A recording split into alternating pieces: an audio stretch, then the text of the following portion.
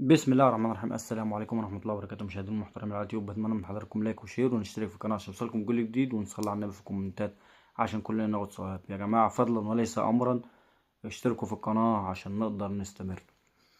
نادي الزمالك، كانت مباراة نادي الزمالك انتهت بالتعادل. نادي الزمالك برضو وقع في فخ التعادل، وكان تعادل برضو من نفس نتيجة مباراة الأهلي 1-1. كان بيلعب البنك الأهلي والمباراة انتهت بالتعادل. هو يعني كان في ضربة جزاء اللي هي اتحسبت على البنك الأهلي. الحقيقة يعني هي ضربة جزاء فيها شك. معلش يا جماعة، الواحد يقول ليه ولا عليه، ولكن أنا يعني شايف إن فيها يعني شك. الضرب مش قادر أحدد بصراحة هل هي ضربة جزاء صحيحة أو لأ.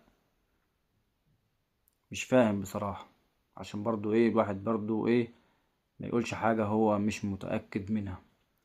ولكن انا يعني كنت طلعت في فيديوهات سابقة وقلت ان ده مدرب يعني لا يليق بنادي الزمالك. مش هو ده اللي يستحقه نادي الزمالك. مدرب على قده قوي، وجماهير الزمالك كلها اعتقد هتوافقني في هذا الامر. يعني نادي الزمالك لو عايز يرجع للمسار الصحيح، قولا واحدا: جوميز.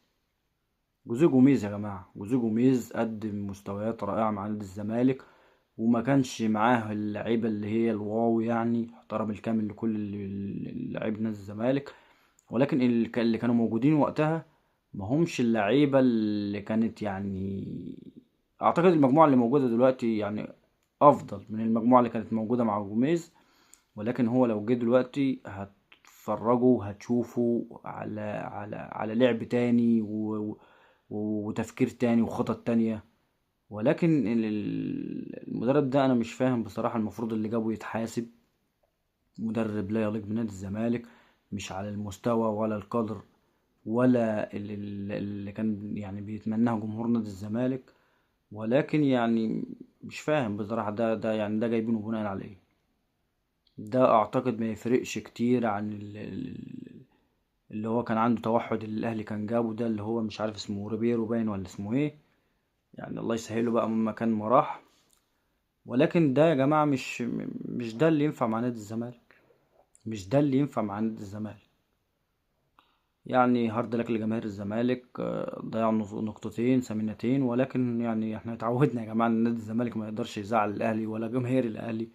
فالاهلي تعادل، فالزمالك راح حالف طلاق 3 انه لا هيتعادل هو كمان. السلام عليكم.